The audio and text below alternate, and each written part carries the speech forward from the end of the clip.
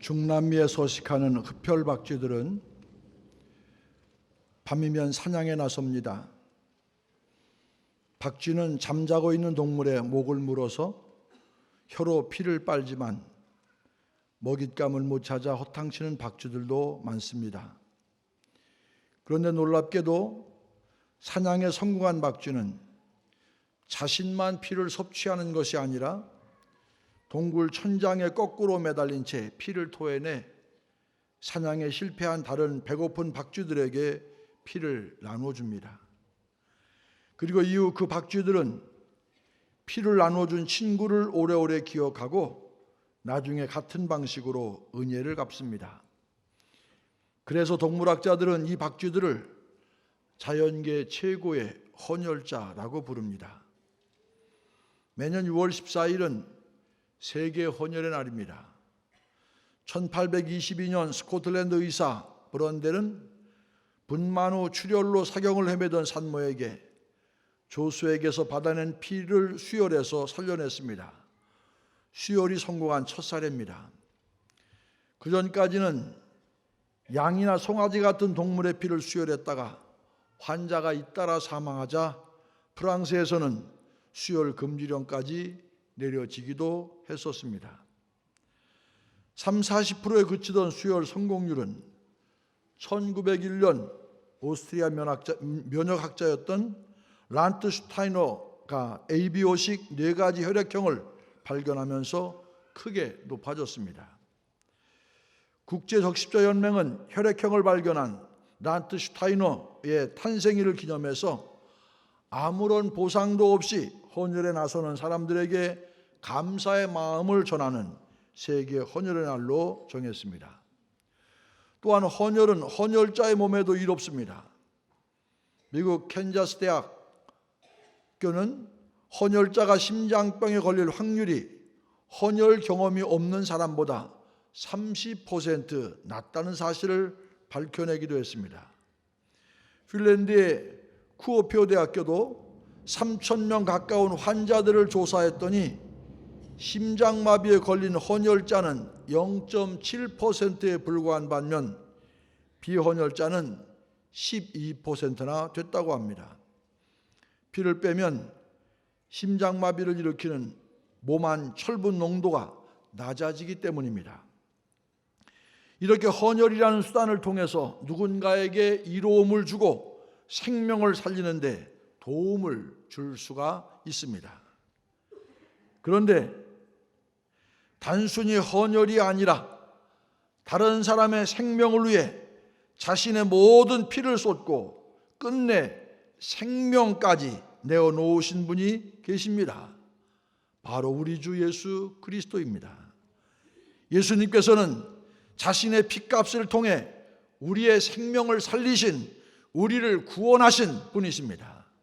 자신의 생명을 십자가에 내어놓으심으로 우리의 생명을 사셨습니다. 선지자 이사야는 오늘 본문 말씀을 통해 주님의 십자가의 길을 우리에게 보여주었습니다. 이사야 53장의 말씀을 통해 주님의 모습을 살펴보며 주님께서 가신 그 길이 어떤 길인지를 돌아보면서 은혜가 되는 귀한 시간 되기를 간절히 소망합니다. 예수님은 흠모할 만한 아름다운 것이 없었습니다. 오늘 본문 2절 말씀입니다. 그는 주 앞에서 자라나기를 연한 순 같고 마른 땅에서 나온 뿌리 같아서 고운 모양도 없고 풍채도 없은즉 우리가 보기에 흠모할 만한 아름다운 것이 없도다. 이 말씀은 고난의 주, 순환의 메시아, 십자가 위에 예수 그리스도의 초라한 모습을 말해주고 있습니다.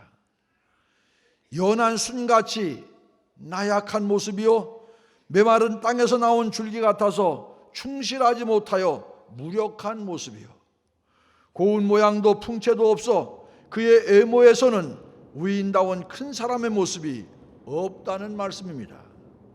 한마디로 인간적인 매력이 없다는 뜻입니다. 이런 모습은 온 유대 백성들이 고대하는 메시아와는 거리가 있는 모습이었습니다. 빼앗긴 나라를 되찾아 억눌린 자에게 자유를 주고 해방의 기쁨을 주고 메시아 왕국의 평화를 가져다 줄 인물로는 도무지 상상이 되지 않는 그런 모습이었습니다.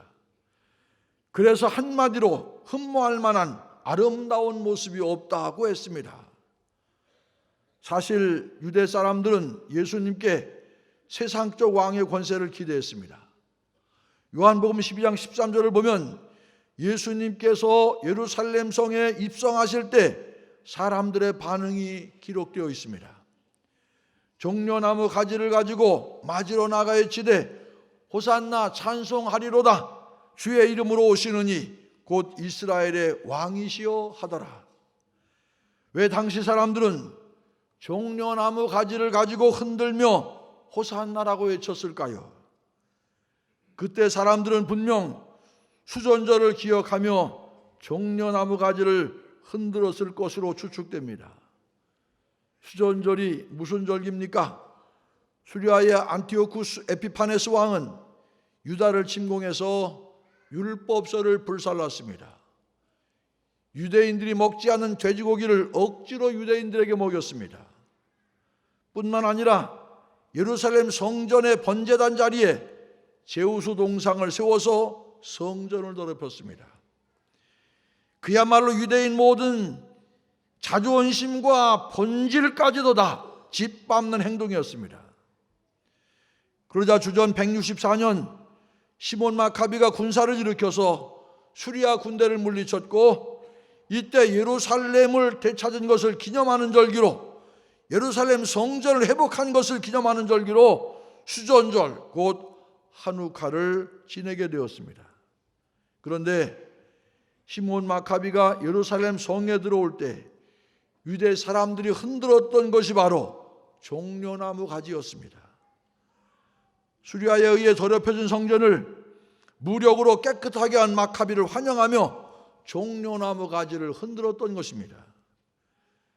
그렇다면 예수님께서 예루살렘 성전에 입성하실 때 유대 사람들이 종려나무 가지를 흔들었다는 것은 이 수전절과 깊은 관련이 있음에 분명합니다. 당시 백성들은 분명 예수님께서 시몬 마카비처럼 역할을 할 것이다 기대했습니다. 마카비가 무력봉기를 일으켜 예루살렘 성을 점령하고 시리아 군대를 물리쳤던 것처럼 예수님께서 무장봉기를 통해 군사혁명을 일으켜 로마의 압제로부터 유대 백성들을 해방시켜 줄 것을 그들은 기대했습니다. 그래서 종려나무 가지를 흔들었던 것입니다. 그들은 예수님을 보면서 민족을 해방시킬 세속의 왕을 꿈꾸었습니다. 하지만 아쉽게도 주님께서 원하신 나라는 이 세상의 왕국이 아니었습니다. 예수님께서 로마 병사들에게 잡혀서 빌라도에게 신문을 받으셨습니다. 지금 보시는 이 사진은 바로 빌라도 법정으로 현재는 학교가 자리하고 있습니다. 일반 순례객들은 그 안에 들어갈 수가 없습니다. 이 사진은 현장에서 직접 촬영해 온 겁니다. 어떻게 들어갔는지는 묻지 마시기 바랍니다. 이때 빌라도는 예수님께 내가 무엇을 하였느냐고 물었습니다. 그래서 예수님께서 요한복음 18장에서 이렇게 대답하십니다. 내 나라는 이 세상에 속한 것이 아니니라. 만일 내 나라가 이 세상에 속한 것이었다면 내 종들이 싸워 나로 유대인들에게 넘겨지지 않게 하였으리라. 이제 내 나라는 여기에 속한 것이 아니니라. 주님의 나라는 이 세상에 속한 것이 아니었습니다. 주님의 나라는 이 세상의 왕국이 아니라 영적인 나라, 하나님의 나라였습니다. 십자가를 통해 인류의 모든 죄를 대속하시고 우리 모두가 하나님 나라의 백성이 되기를 원하셨습니다. 세속적인 왕국이 아니라 참된 하나님의 나라, 하나님이 통치하시고 하나님의 뜻이 이루어지는 그 하나님의 나라를 이루는 것, 그것이 바로 주님의 바람이었습니다. 하나님 나라를 위해 주님께서 이 땅에 오셨고 그 나라를 이루기 위해서 십자가에 달려 돌아가셨습니다. 이것이 주님께서 이 땅에서 하신 사역 가운데 가장 핵심적인 사역입니다. 그렇기 때문에 예수님은 요한복음 1장 29절에 기록된 것처럼 세상 죄를 지고 가는 하나님의 어린 양의 역할을 담당하셨습니다. 온 유대 백성들이 고대하던 메시아의 모습과는 전혀 다른 모습이었습니다.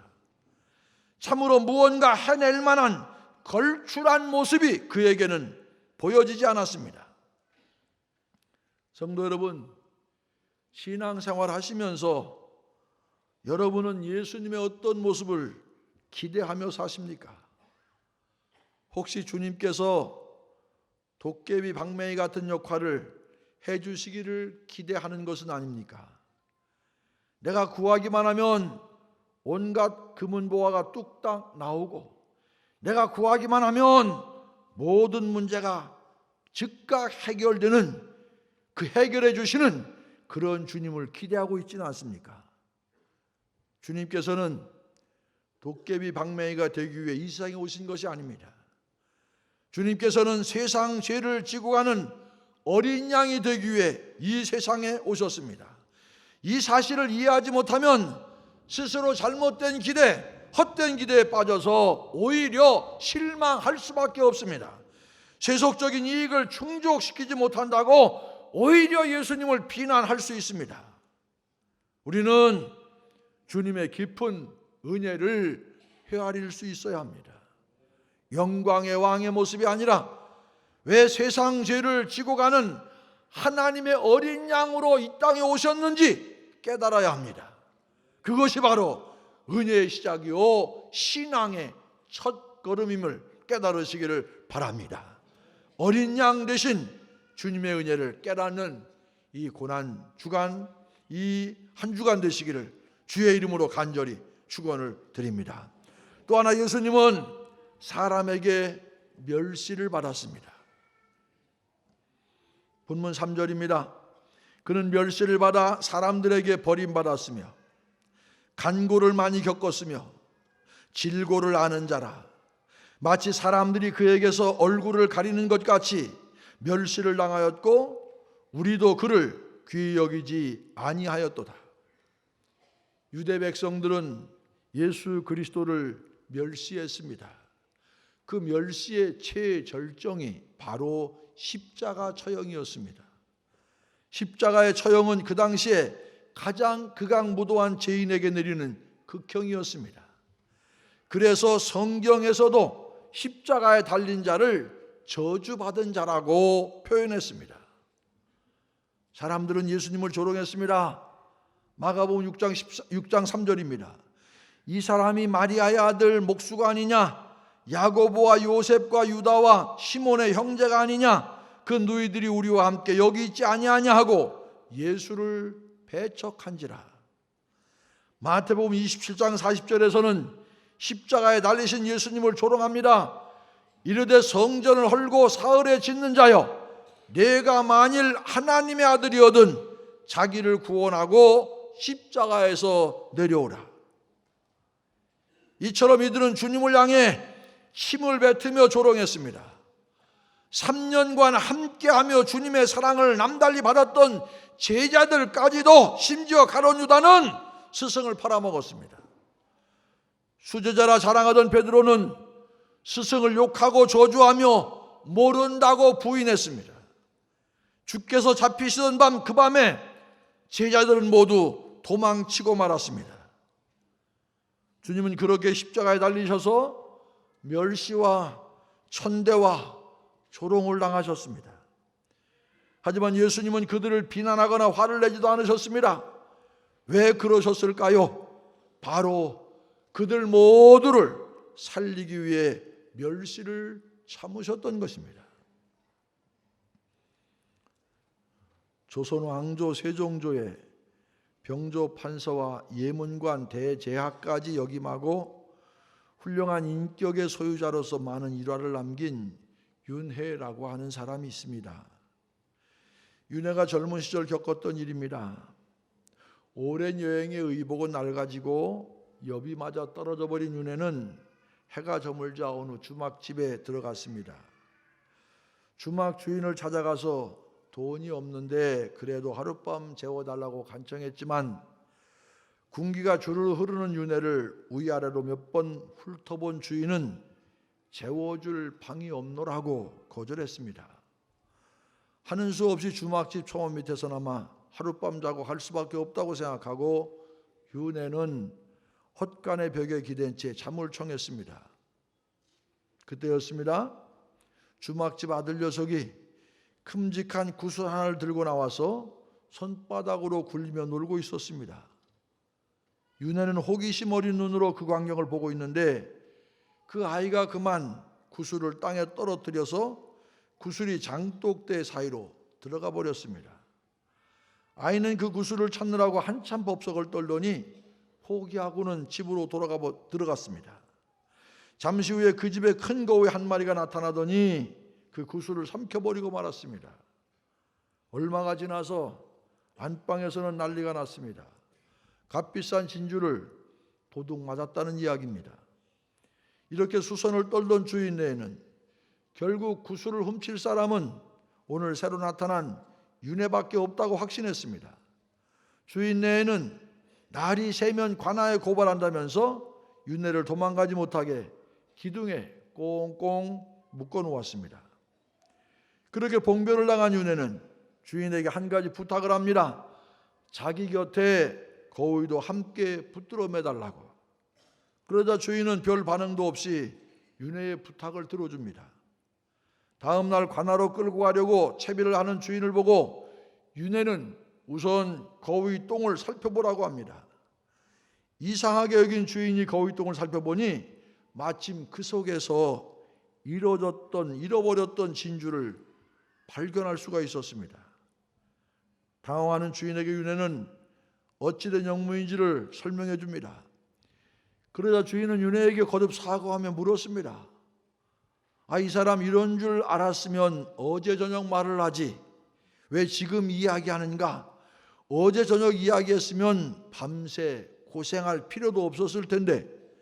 윤회는 대답합니다. 만약 어제 내가 거위 뱃속에 진주가 있다는 말을 했다면 당신들은 틀림없이 거위 배를 갈랐을 것이네. 내 잠깐 고생하면 거위도 살리고 내 목숨도 살릴 수 있다 생각해서 잠시 수모를 참았던 것이지. 윤회의 사려 깊음에 집주인은 감탄할 수밖에 없었습니다. 그런데 생각해보면 이 윤회의 이야기는 바로 주님과 우리의 이야기이기도 합니다. 십자가의 비밀을 이해하지 못했던 인간들은 주님을 비난하기에 바빴습니다. 주님을 모욕하고 주님에게 침을 뱉고 주님에게 욕을 했습니다. 하지만 예수님께서 어떻게 하셨습니까? 대항하지 않으셨습니다. 주님께서 하신 일이라고는 아버지 저들을 사하여 주옵소서 자기들이 하는 것을 알지 못합니다. 오히려 기도하는 일이었습니다. 자신을 욕하고 죽이려 하는 자들을 오히려 변호하려고 애쓰였습니다. 왜냐하면 그들까지도 살리기를 원하셨기 때문입니다. 이것이 무엇입니까? 이것이 바로 은혜입니다. 나를 살리기 위해 그 모진 고난을 참으셨습니다. 내 생명을 구원하기 위해서 그 십자가의 고통도 견디셨습니다. 나를 위해 고통당하신 그 주님의 깊은 은혜를 이 고난주간 한 주간 묵상하며 체험하는 성도 여러분 되시기를 소망합니다. 마지막으로 예수님은 우리의 질고를 지었습니다. 본문 4절입니다. 그는 실로 우리의 질고를 지고 우리의 슬픔을 당하였거늘 우리는 생각하기를 그는 징벌을 받아 하나님께 맞으며 고난을 당한다 하였노라. 십자가 위에 예수 그리스도의 진정한 모습은 우리의 질고를 대신 지시고 우리의 슬픔을 대신 당하신 것이라고 4절은 말하고 있습니다. 하지만 오히려 우리는 생각하기를 그는 징벌을 받아 하나님께 맞으며 고난을 당한다 그렇게 생각했습니다. 징벌을 받아 하나님께 맞고 있다고 모든 사람이 생각했습니다. 그렇지만 그 고난의 실상은 본문 5절과 6절에 보면 이렇게 설명합니다. 그가 찔림은 우리의 허물 때문이요 그가 상함은 우리의 죄악 때문이라. 그가 징계를 받음으로 우리는 평화를 누리고 그가 채찍에 맞음으로 우리는 나음을 받았도다. 우리는 다 양 같아서 그릇 행하여 각기 제 길로 갔거늘 여호와께서는 우리 모두의 죄악을 그에게 담당시키셨도다. 이것이 우리에게 대한 하나님의 자기 사랑의 확증이라고 로마서 5장 8절은 우리에게 말씀합니다.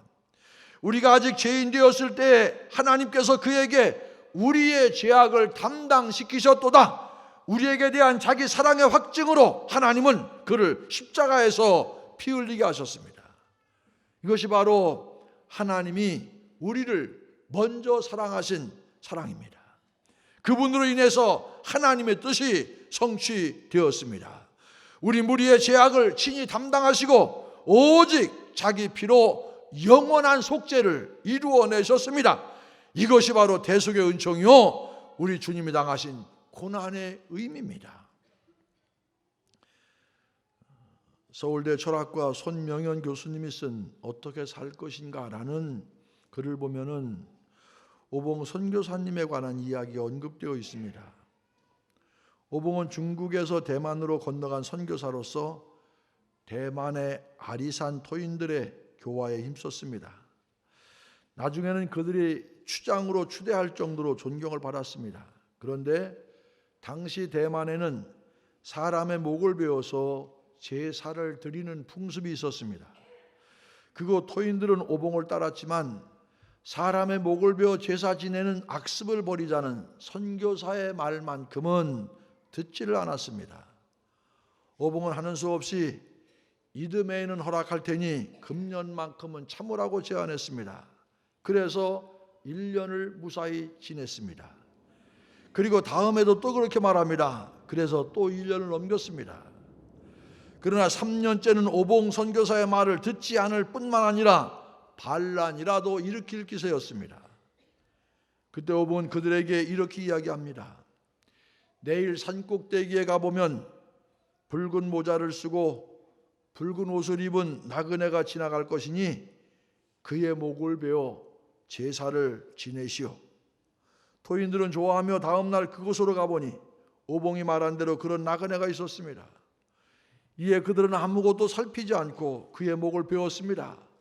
그런데 목을 베고 얼굴을 확인하자 그 사람은 그들이 그렇게 따르던 오봉 선교사였습니다. 그들은 대성통곡을 하고 모든 악습을 청산했으며 그 후로 오봉의 기일이 되면 붉은 옷을 입고 그의 덕을 추모했습니다. 오봉 선교사님이 보여준 희생의 삶이 바로 우리 주님의 십자가와 같습니다.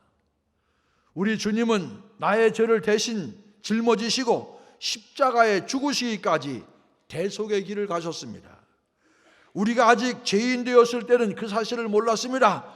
그러나 이제는 우리가 주님의 그 대속의 은총을 압니다. 그는 실로 많은 사람의 죄를 대신 지고 가셨습니다. 멸시와 비난을 모두 감내하시며 오직 모든 이들을 구원하기 원하셨습니다. 그 인내를 통해 결국 내가 구원받게 되었다는 사실을 믿으시기를 바랍니다. 이번 한 주간이 고난주간입니다. 성도 여러분, 이 한 주간 우리는 어떻게 살아야 하겠습니까? 적어도 이 한 주간만큼은 세상 것에 취해 살지 마시기를 바랍니다. 오직 십자가만 묵상하며 사시는 춘천중앙의 성도 여러분 되시기를 바랍니다. 왜 예수님께서 하늘의 영광을 버리고 흠모할 만한 아무것도 가지지 않고 이 세상에 오셨는지, 왜 그 모든 고통과 멸시를 묵묵히 참으시면서 자신을 비난하는 자들까지도 감싸 안으려 하셨는지, 왜 나를 위해 질고를 주셨는지 깨닫는 한 주간 되시기를 소망합니다. 이 한 주간 여러분들이 묵상하며 십자가를 바라보아도 감격이 되고 십자가만 생각해도 예수님만 생각해도 구원의 감사와 감동이 우리 마음속에 흘러넘치는 한 주간 꼭 되시기를 바랍니다. 나를 위한 십자가, 내 생명을 위한 고난이었음을 깊이 깨닫고 이 한 주간 주님이 나의 구세주임을 고백함으로 우리의 신앙의 새로운 부활을 예비하는 굳센 신앙 되시기를 주의 이름으로 간절히 축원을 드립니다.